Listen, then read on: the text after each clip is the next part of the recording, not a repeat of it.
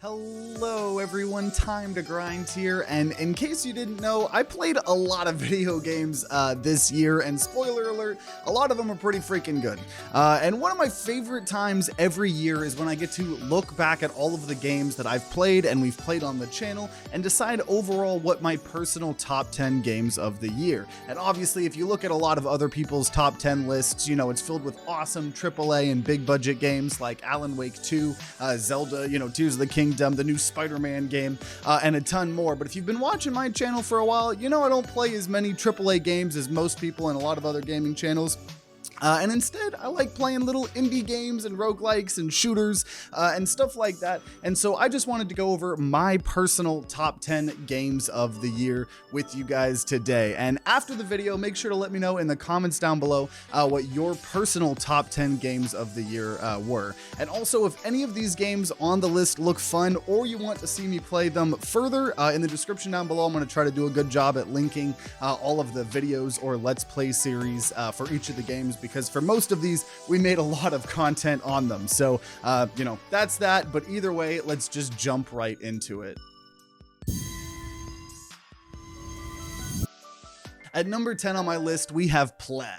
And I wasn't lying when I said I really like indie games, and I can prove that because Pleh is just a free short psychological horror walking simulator that tells the story of a depressed game developer. And I'm obsessed with these, awesome story and fourth wall breaking walking simulators like Stanley Parable, The Beginner's Guide, and Firewatch. And so this game was everything I would want in a game like this. It only took me about 1.5 hours to beat the game, but the story is just so good. It's got real heavy themes of depression and anxiety and stuff like that, and it gets really dark. But sometimes it's those types of experiences that can be the most meaningful, at least for me. I mean, that's why I like games like Amori. I had to find a way to mention Amori in this video. But either way, the fourth wall breaking things the game does is just super impressive. And I don't want to say much more. I don't want to spoil. It's only, an hour and a half, and you can download it for free on Steam. So go do that now. Number 9 on my list is The Elephant Collection. And technically, these games came out many years ago in the era of Flash games, but The Elephant Collection is a remastering of every single one of the classic Elephant Flash games. And these Flash games were a huge part of my childhood, so to see them all packaged together in a remastered way is really amazing. And the collection goes beyond just being a hub for all of these old games. As you beat each of the Flash games and you do special achievements for each one, you'll actually unlock text from the dev JMTB02 with behind the scenes insight of what was happening when he was developing the games and kind of what it was like to develop them. And so if you've never played these classic Flash games, they're a ton of fun. They range from games where you have to collect hundreds of achievements over the course of an hour and a half to beat what seemed like a simple Flash game. They also have things like this is the only level where there's only one level, but it keeps repeating over and over with kind of new quirky puzzle things happening and stuff like that. And so it's kind of a hard collection of games to describe, but because of how much nostalgia I have for this franchise, I knew it had to make it somewhere on this list. Plus, the kind of story stuff and the story ending that was added to the collection is really good. Next at number 8 is the first roguelike of the list, and that is Voidigo. Voidigo is an incredible action roguelike that is just absolutely batshit insane. And it had been in early access for years, but it finally launched this year. And that's kind of something we always do with the top 10 lists. It won't make the list if it's still in early access. We kind of wait for the official launches. So clarification on that. But if you've played roguelikes like Enter the Gungeon or Nuclear Throne, it plays similar to games like that. But this game, in my opinion, kind of gives you a complete experience that surpasses even both of those games. And Enter the Gungeon is really good. Those are both really good games. First off, the game is all about boss hunting. So every floor you have to hunt down a boss between multiple rooms and kill it. And there's a bunch of depth with this, like you have to go to different rooms to destroy totem things to actually be able to damage the boss fully. So, until you find all of the totems scattered throughout the floor, you won't actually be able to fully kill the boss, but you will be able to do some damage. You know, if you did 1 or 2 totems destroyed, you'll be able to do, you know, 1 or 2 bars of their health that you can, you know, hurt. And all of this boss hunting stuff really makes the game feel so much scarier and makes each floor and all the characters feel more alive. You know, the boss will move from room to room as it pleases. Sometimes it'll run away when it takes too much damage. And so instead of, you know, waiting till the end of every floor for a boss fight, incorporating it into the entire game is just an amazing concept. And the other thing I love about this game, like I said earlier, is how insane it is. There are hundreds of weapons, power-ups, you know, they all synergize together, and they're so random and funny. I mean, half of the weapons are living creatures in themselves, whether it's like a revolver that is constantly screaming as it fires. There's like a legendary TV, you know, with the haunted ghost girl like the ring, and it's a melee weapon. And you have a clamshell that sings enemies to death. I mean, it's just all insane and hilarious. The music and visuals also complement the crazy, wacky nature of the game, and it has some of the best out-of-game progression I've seen in a long time to motivate you to keep playing. And I also, another caveat, will be releasing a top 10 roguelikes and roguelites of 2023 the day after this. So if you want an even more in-depth look at, you know, the things I like about this roguelike or the other roguelikes that will be on this list, wink wink, definitely make sure to check that video out after this.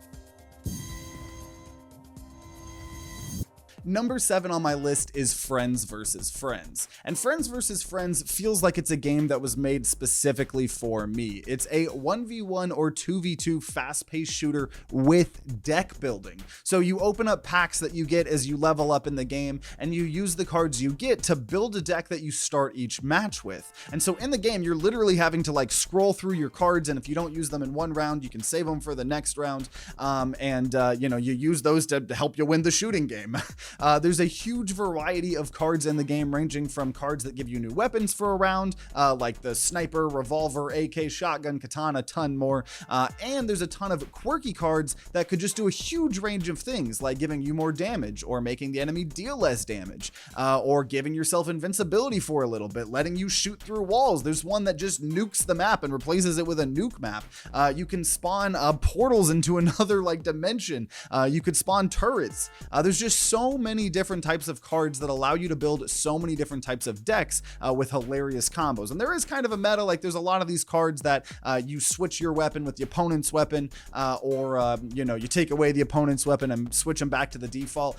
You know, that kind of a meta is somewhat developing, but they seem to be patching it and stuff like that. It's a very competitive game. They've added you know, ranks and stuff like that, but it's also just really really fun to play with friends. And also it's just fun to, you know, create some of those combos, right? Like you could use a card that lets you shoot through walls, then you could use a card that lets you see enemies through walls, and then you could spawn a sniper and just immediately headshot the opponent. Now, obviously you have to actually do that. It's unlike other card games where you have a combo, you assemble it, and it just happens. You have the combo, you're still gonna have to like pull through and, you know, carry your weight with the shooting mechanics as well. And so I love shooters, especially competitive ones, fast-paced ones, and there's a bunch of different characters that all have their own thing, so you're mixing that with the deck building and stuff like that. And it's just such a fun game. And once you buy the game, you can't pay money for more cards or anything. And all the expansions only contain skins and cosmetics. All of the new cards are free for everyone. It's not pay to win. Thank God. You guys know I hate that type of stuff. You know, so it's just a super fun game that is a perfect for fans of shooters and deck builders and card games and stuff like that, like me. So if you like those things, you're going to love this game. And at number 6 on my list, we have yet another shooter game mashup with another genre, but this time it's a mashup between hero shooters like Overwatch and social deception games like The Ship, if anyone somehow remembers that game, with a touch of, you know, battle royale. But the game I'm talking about is Deceive Inc, and it's just such a unique experience that although there are other social deception games, none of them really play exactly like Deceive Inc. You know, so in Deceive Inc, you spawn with several other agents in a map, and your goal is to hack things for intel, use that intel to break into these like smaller vaults, and after a certain amount of vaults are opened on the map, the main vault opens, and whoever steals the intel and can escape wins the game. The catch is that everyone is disguised as the NPCs around you to hide who they truly are. But if you use certain abilities or you start shooting at another, player, you are going to lose your disguise and everyone will see who you truly are. And after a while, you'll turn back into an NPC, or you can disguise as any NPC near you. But if anyone watches you do that, they're obviously going to know you're a player. And with all the different characters, with their different abilities and unlockable weapons and perks, it has a crap ton of replayability. You can also play with friends, in game modes like duos, and just all of the little spy gadgets you can use are just super, super fun, to play out the spy gadget fantasy thing, whatever. It's an incredible game that really stands out for itself, and it creates an experience that I don't think you can really get other than Deceive Inc. Plus, they have their version of battle passes, but they have the good ones that can be purchased anytime after the time runs out. So if you play the game now and you want some of the old battle passes, you could do that. You could do whatever you want. There's no fear of missing out, which I love, and more games really need to do that, in my opinion. We don't need more chores. It's cool to be able to do it on your own time. I know the Halo Master Chief Collection, I think, does that as well. I don't know. Sidetracked. But this game's cool, and so for all of the reasons I just mentioned, Deceive Inc. easily takes number 6 on my list. We are halfway through the list, and so at number 5, we have yet another shooter, but this time the roguelite shooter Roboquest. And if you've seen me talk or play about Gunfire Reborn in the past, you know I love these FPS roguelites. I've always said that Borderlands is one of my favorite game franchises of all time, so both Gunfire Reborn and Roboquest almost perfectly fit into that description. And Gunfire Reborn came out a couple of years ago. We've had a lot of fun with it. Roboquest has been in early access for a couple of years, and it finally released this year. I waited to play it until 1.0 happened, and I have to say it is incredible. You play as different classes of robots and try to make your way through tons of unique environments, all while leveling up and creating different types of builds. You're finding a bunch of super fun, to use weapons, and you're fighting honestly impressive variety of bosses. A big part of the out-of-game progression as well is all about finding secrets hidden throughout the worlds to slowly unlock new powers like pogo jumps, or finding ways to unlock secret crystals that will make the final boss easier, because it's very, very hard. I still haven't beaten it. We're working on it though. And it's just one of those games that when you start playing, it is non-stop action. Unlike games like Gunfire Reborn, which are a little bit more methodical and allow you to do really deep builds and synergies, this game is just constantly blaring hype music as you're murdering all of these robots, and it's such an exhilarating experience. I do think it has maybe slightly less variety than Gunfire Reborn with all of the different classes and stuff like that, but the overall story structure and the finding of the secrets and the alternate paths and just the overall polish on the game really makes up for it, to be honest. This game is also on consoles, so you really have no excuse to not check this game out if you want some fast-paced FPS roguelite goodness. Number 4 on my list is Astrea, and Astrea is a bit of a different type of roguelite or game than all of the others on this list, as it is a dice building roguelite.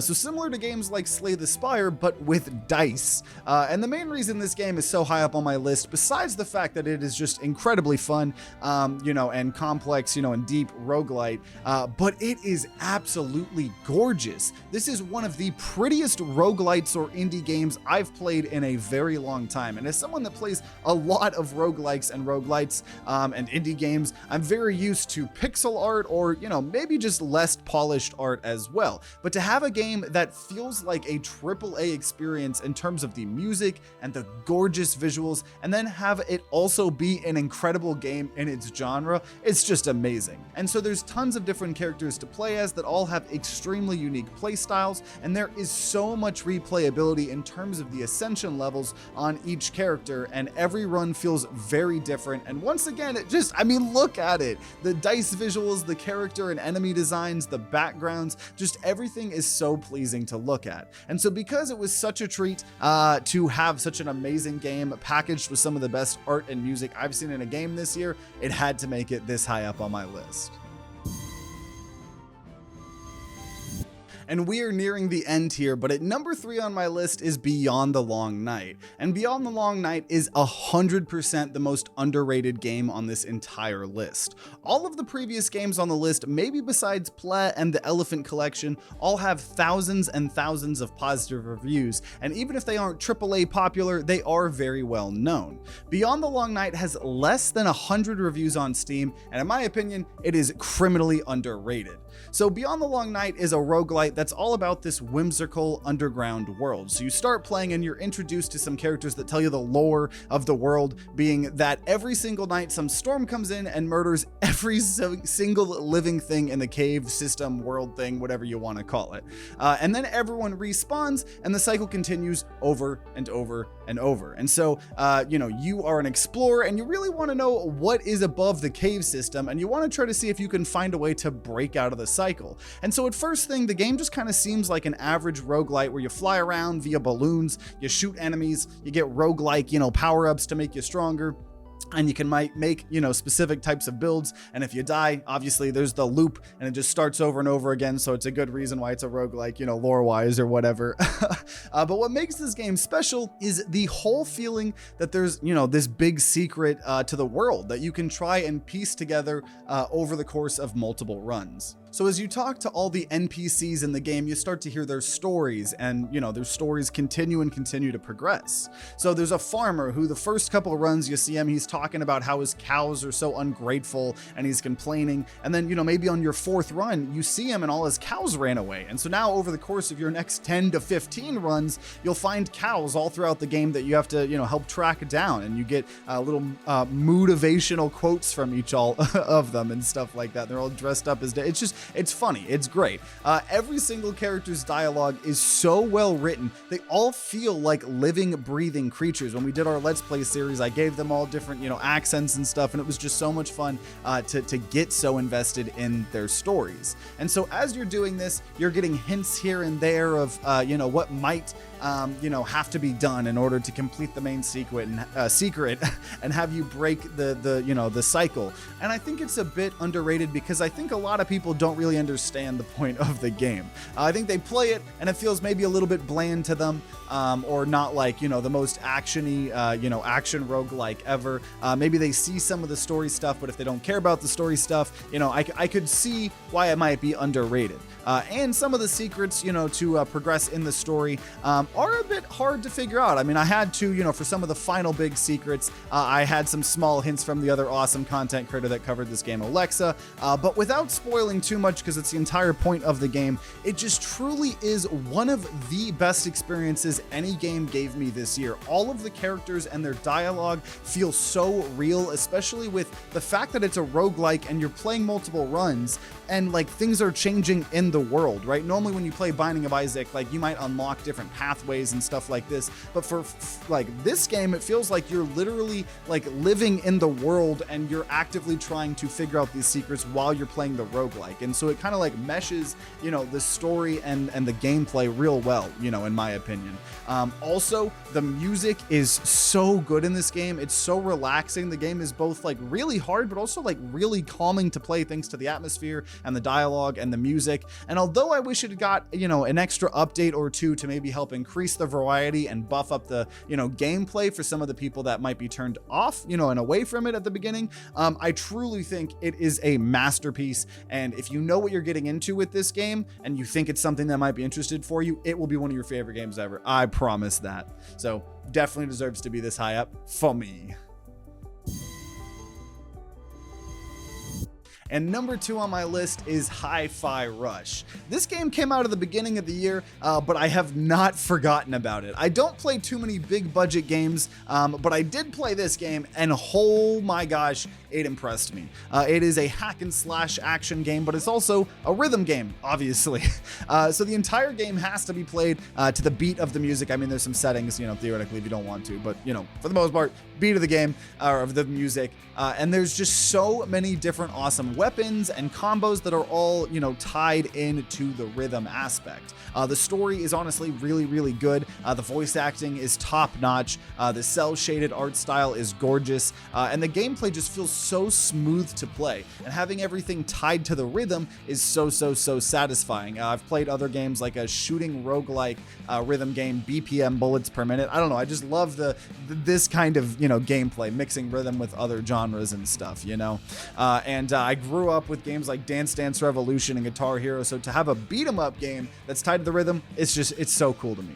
I played the game on stream, so I had to use the setting that replaced all of the music with like an original soundtrack that they created, which was still amazing. It did not hinder my experience at all, but I have heard that it is even better when you play it off stream because there's a bunch of licensed music. I would get copyright striked for playing with or whatever, there's just a ton of stuff to do after you beat the game. I'm slowly replaying it, the whole game on my own time on my Steam Deck to actually experience the licensed soundtrack, and they've added multiple updates, with new game modes that can also help with replayability, a bunch of stuff to try to unlock, and especially if you're like a high score chaser or whatever. But at the very least, the base game, the base story is more than worth it. There are so many clever mechanics and designs in this game, and it's just a 10 out of 10 game easily, and it would have been the top game of the year if it wasn't for the next game on my list.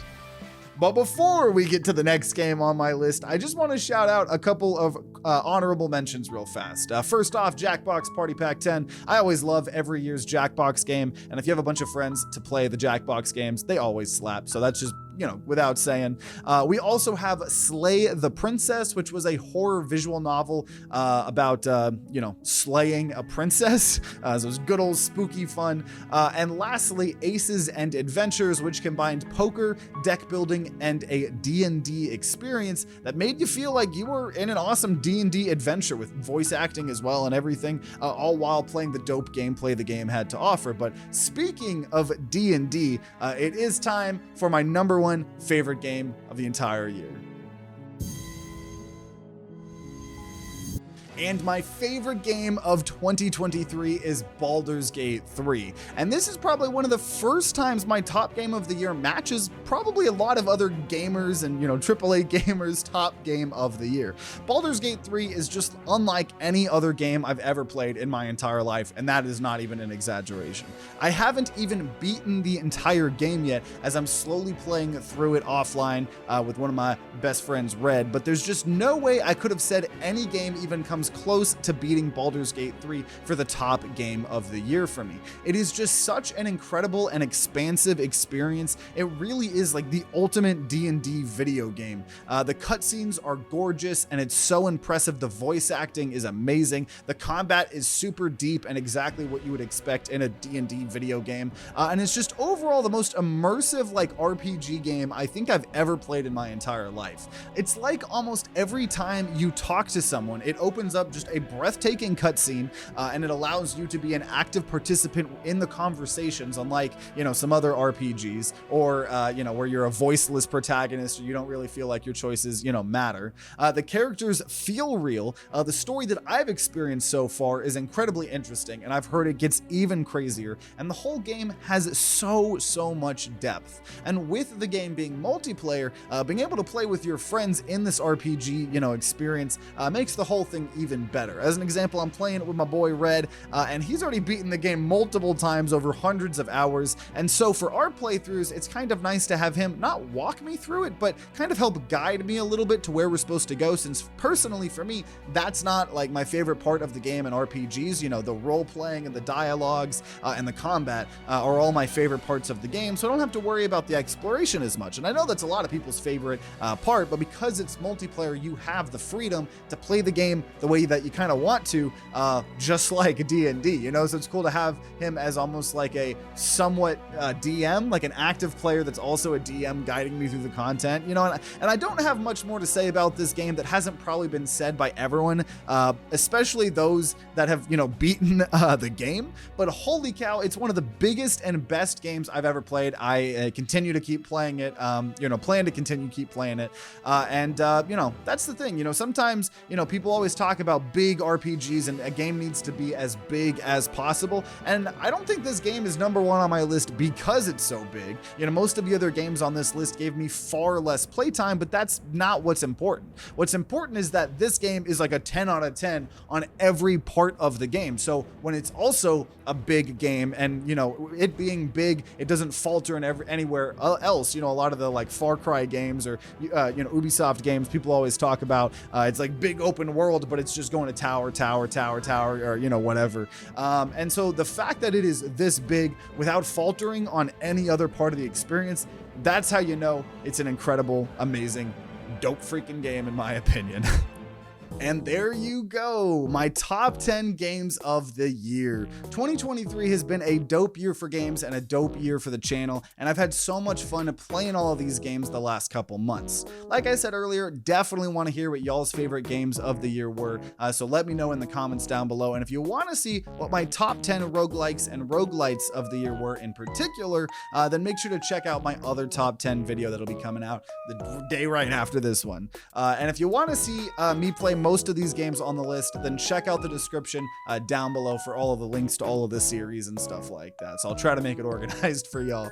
But either way, 2023 has been awesome, and hopefully 2024 is even better. I'm super excited for all the games I'm sure that are going to be blowing us away in 2024. I hope y'all enjoyed this video and the content this year.